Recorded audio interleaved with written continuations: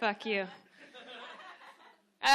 This is a guy that if you think nepotism is real, it's true. He made his girlfriend host his own comedy show. Give it up for Mark Hampton!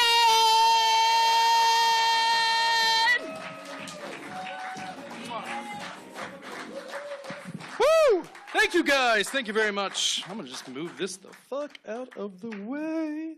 Yes, I am Mark Hampton. Your eyes do not deceive you. I am not Brett Favre embarking on an incredibly ill-advised second career. I'm going to start off with a story because my mom told me to. That's the only reason. I have no other segue into this. We're good there. This happened. That's the show, guys. Thank you so much. This happened last New Year's. I was hanging out with Katie. We'd gotten pretty drunk the night before, so we were really hungover. I went home early. I smoked some marijuana because I wanted to go to sleep. So I went to sleep at 10 on New Year's. That's how I started the year. And around 12:30, I heard this sound coming from outside. It's kind of like, wow, wow, wow. What the fuck is going on?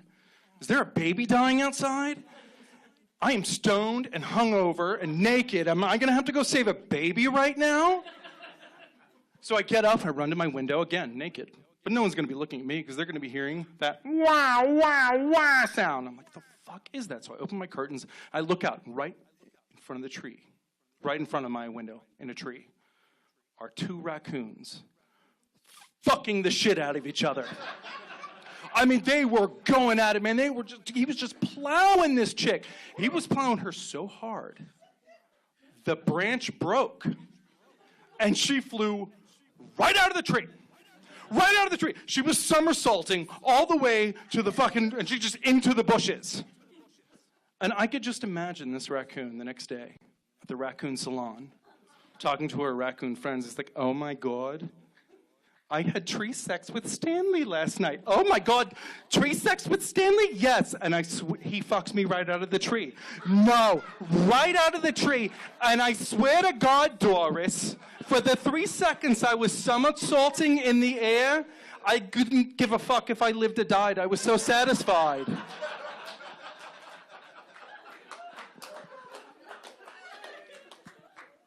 So that reminds me that I love animals.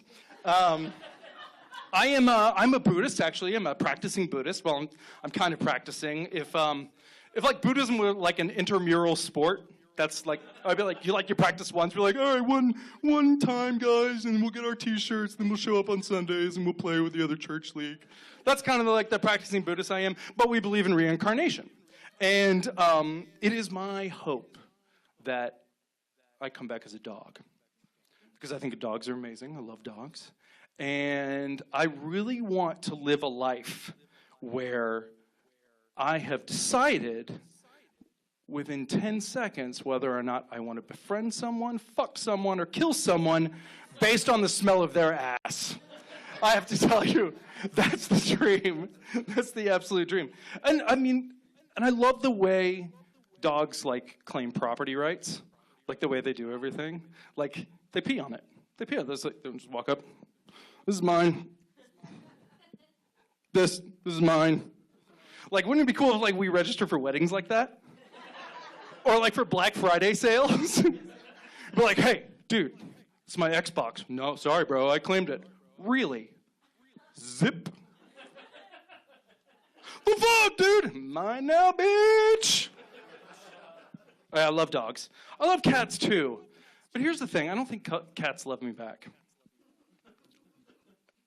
People think their cats love them. They're wrong. Your cats don't like you.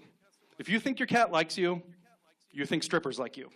Cats are the strippers of the animal kingdom. They're like, hey baby, what's going on? You want a little bit of this? Well, why don't you give me some of that fancy feast, okay? And then you feed them, they're like, I'm good. They're such shitheads. I loved my cat. I did. But I was fairly certain if I died in the middle of the night, the over-under on how long it would take for her to eat me was about 5 hours. She'd be sitting around, I was like, he was a good guy. He really was, but shit. He's going to turn soon, and I don't know where my next meal is coming. And cats do not give a fuck about anything. My last cat, she passed away last year. I miss her desperately. When she was a kitten, she went into heat. We hadn't had her fixed yet. We were good cat owners. We had her fixed. She went into heat first. And she would just walk around the house. Like, wah, wah. If humans did that, you'd be arrested. If you're just walking around the bar going, God, I'm so horny. Please, someone, please fuck me, please. You'd be totally kicked out. I just got back from the East Coast, where I was visiting my dad, and there was a hurricane there. That was fun, perfect timing. There's a hurricane there again.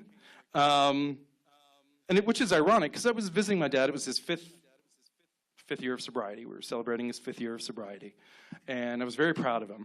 But I was blown away by the irony, because having an alcoholic father is a lot like being in a hurricane. It's wildly unpredictable. You might lose your house. And even though everyone is telling you to evacuate, you're like, nah, we're going to ride this shit out.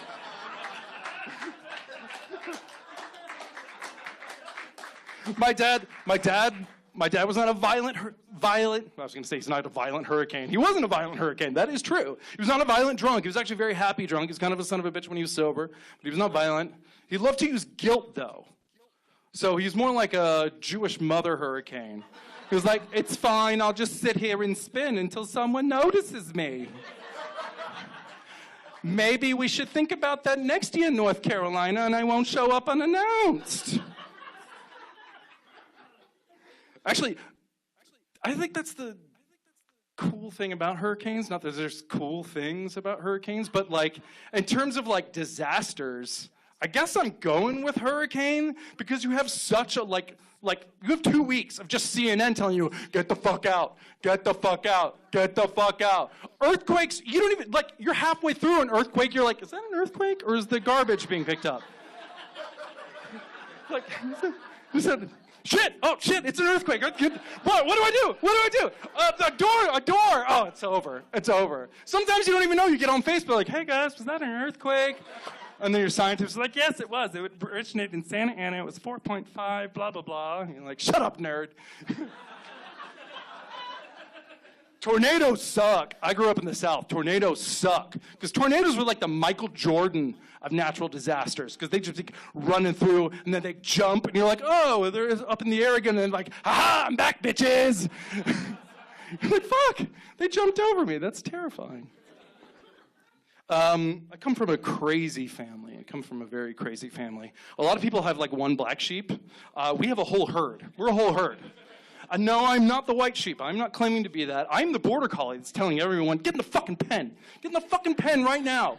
What is wrong with you? Get out of here. That is my family. My mom is she's kind of a crazy lady. I love her. She's a little nuts. She is newly liberal. She lives in, liberals. She lives in Mississippi, so she can't be as free about it as we are out here. But she's newly liberal, and she was really excited because she got a gay friend. And I feel like she was happy about that because she's kind of touting her liberal bona fides. Like she collected a gay friend, 4 more, and she gets a free sub sandwich or something. She's like, I have a gay friend, I'm so happy. She had to go sign up to the front desk. And she's like, hi, I would like to be a liberal. And they're like, very well, miss. Well, you must have 1 gay friend, 2 minority friends, and 3 dietary restrictions. She's like, I'm on my way. But she's she's one of the crazy liberals is she just will not take medicine. Her doctor called her the other day, and they're like, Christina, we got your cholesterol test back, and it's high. She's like, how high? I was like, how do I put this? Your heart isn't beating anymore. It's sending you SOS in Morse code. She's like, well, I'm not going on that medicine. It's poison. She calls me, and I'm like, Mom, you really need to go on the medicine. She said, no, it's poison. Meanwhile, I hear, bleep, bleep, bleep. I'm like, really? Is that wine poison? She goes, it's different. Cholesterol medication is made by Big Pharma. This wine was made by Francis Ford Coppola. It's fine. My parents got divorced a couple of years ago. And that's a really weird thing to go through as an adult. It's a really weird thing because your friends have no idea how to comfort you. They're like, oh, dude, at least you're not a kid, right? I'm like, the fuck? When you're a kid, your parents only tell you one thing, that it's not your fault. They sit you down on your Transformers sheets. They get down with you. They're like, sweetheart, oh, we don't know how to tell you this. We love you so much.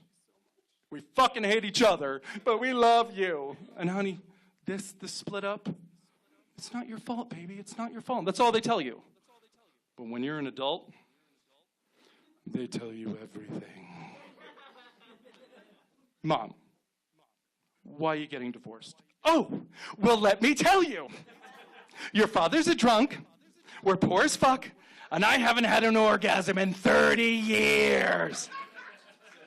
At least it's not my fault, right? Thank God.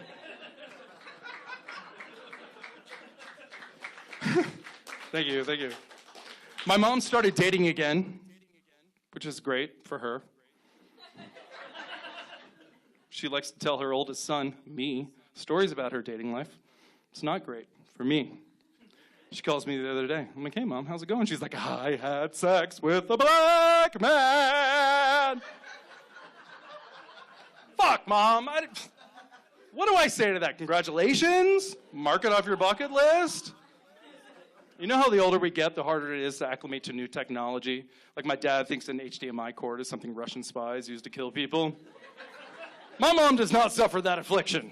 She's on 8 dating apps. 8! She couldn't program a VCR 20 years ago, but she was on 8 dating apps. She's just swiping left and right like she's Tom Cruise in Minority Report. No, where my mom struggles is with the social norms of online dating. For instance, she doesn't know that it's probably not a good idea to give out your phone number when you first match with someone. She calls me the other day, hysterical.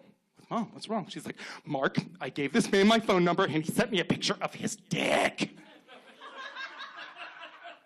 Yeah, I think that was bound to happen. Mark, why would anyone do that? To ruin my life, probably, Mom, because they know you call me. I actually really feel bad for the dude because it takes my mom 20 minutes to check a text message. So he's just stewing. He's like, did she like it? Does she have notes? Like, what is it? Yeah, she didn't like it. She didn't like it at all. She's like, Mark, I give my phone number out to talk to people, not to receive a barrage of penises on my phone. A barrage. Like it was the London bombing or some shit. Like the Germans triangulated their cell signal and they're like, release the penises. And she's just running around, oh my God! Penises everywhere! Take shelter! Get inside! But then she turns it around on me. She's like, Mark, you don't do that, do you? No, Mom, I do not do that. Good, because let me tell you something. Penises are disgusting, and no one wants to see them. Thanks, Mom. I have no idea why I'm in therapy. For sure. No bullshit. She's been saying this for 30 years. For 30 years. My doctor's like, Mark, what do you think women don't find you attractive? I'm like, I don't know, doc. Sure, it has nothing to do with the fact that my mom's been saying it for 30 years. She says it so much. But one day I was like, Mom, hear me out. Think about it. You think maybe you might be a lesbian? She's like, oh, God, no. Vaginas are disgusting, too. And back to therapy I go. My mom has the weirdest celebrity crushes. She's got the most odd celebrity crushes. Her current celebrity crush is Bernie Sanders. Oh, she loves Bernie Sanders. She wants to feel the burn. She was like, I would marry Bernie Sanders. I'm like, really? You would marry Bernie Sanders? Vote for him? I get it. Takes a couple of minutes. Marriage could last a couple of months. But she loves him, which is so weird because I'm like, Bernie Sanders, he's the most asexual dude I can think of. Like, can you imagine Bernie Sanders trying to get laid in college? What would that look like, walking up to a chick in the bar? I would like to have sexual intercourse with you. Now, if you don't want to, that's fine. Let's have a debate about it.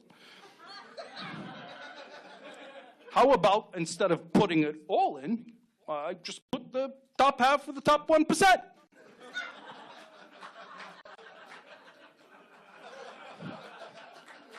You guys have kids? Anybody have kids? Anybody? I don't.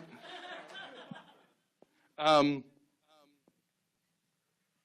don't know why anybody has kids anymore. Parenthood is like a horrible Yelp review with 5 stars. I talked to a couple of my friends have kids right now, and they're like, I'm like, how you doing? And they're like, oh my God, I'm so tired.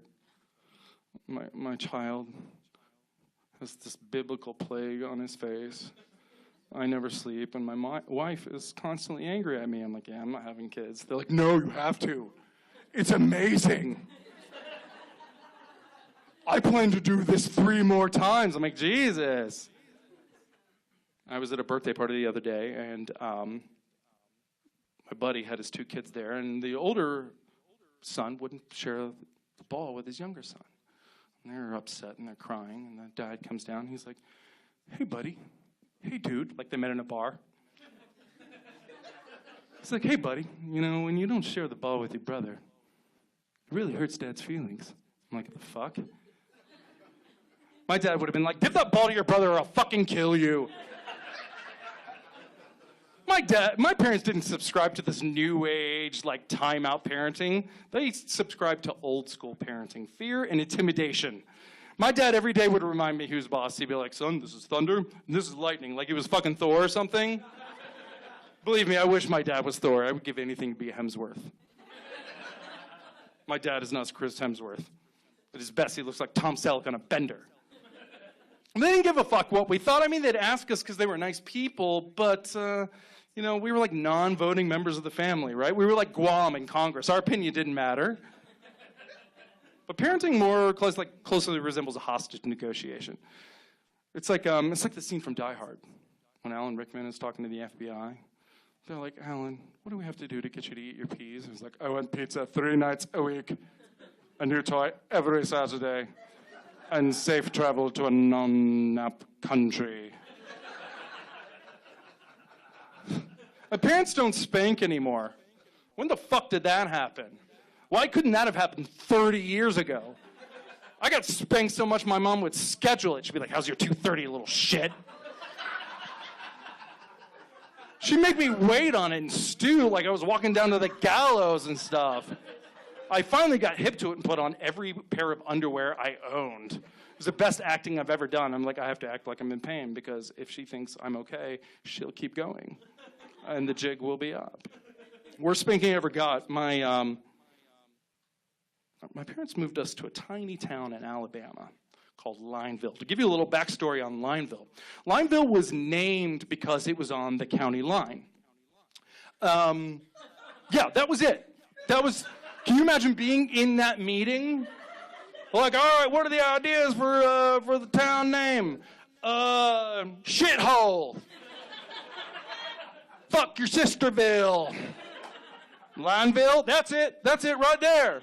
The best part is they moved the county. It's not even on the line anymore. They just have a dumb fucking name for no reason now. So we moved to Lineville, and there's nothing to do there.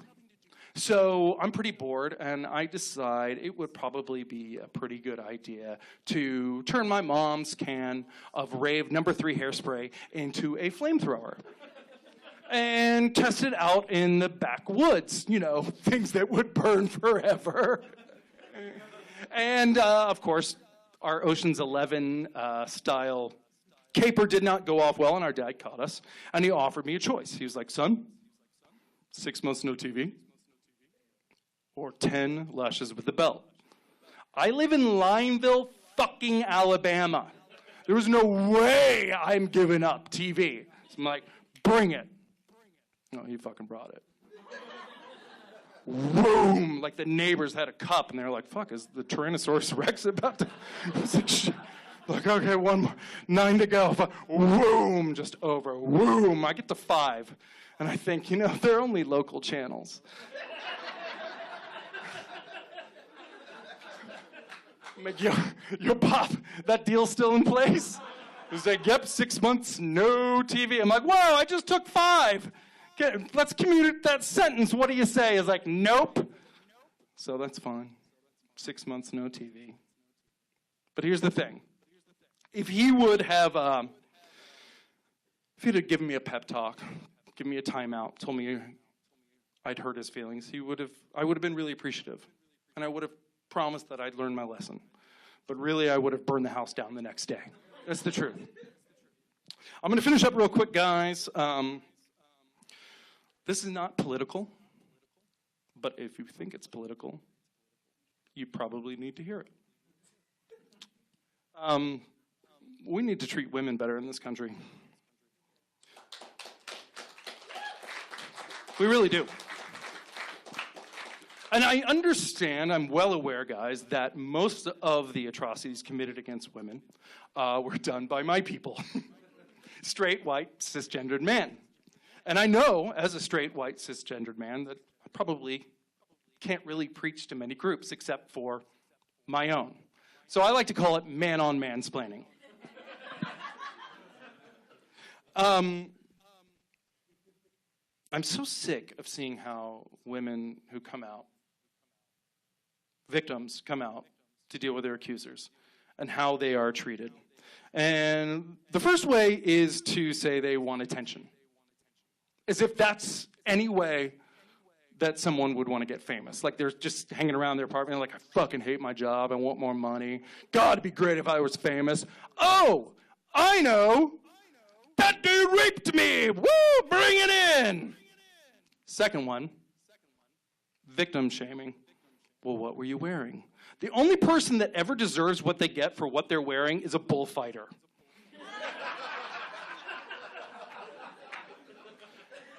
If my friend called me and they were like, Mark, a bull attacked me, I'd be like, well, what were you wearing? Because if it was a red cape, you were probably asking for that shit. No, Mark, I was dressed like a whore. Then fuck that bull. That's bullshit. And the last one saying that they probably don't remember correctly. Like fucking Susan Collins did to Dr. Ford. And they was like, I believe she was assaulted, but I don't think it was by Brett Kavanaugh. That's the only thing she was fucking positive about, that it was fucking Brett Kavanaugh. She was like, I'm not sure of the day, I'm not sure of the place, but I know it was fucking him. No, not him. That fucking pisses me off, because let me tell you something. 25 years ago, Earth Science, freshman year, 1995, whatever it is, math. Jeffrey Clifton, who bullied me my entire fucking life, stabbed me in the side with a fucking compass. You know the fucking, I'm not talking north-south, I'm talking about one of those motherfucking geometry ones that you couldn't even bring on a plane. Like SEAL Team 6 carries this shit. Like they kill Al-Qaeda with this shit. He stabbed me in the fucking side with a pencil. I will never fucking forget that. Ever. 25 years ago.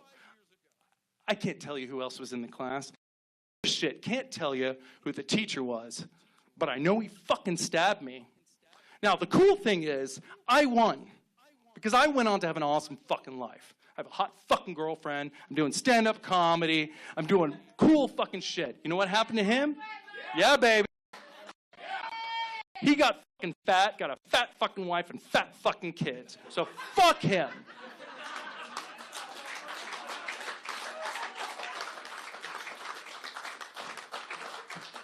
But here's the thing. What if he didn't get fucking fat, have a fat fucking wife and fat fucking kids?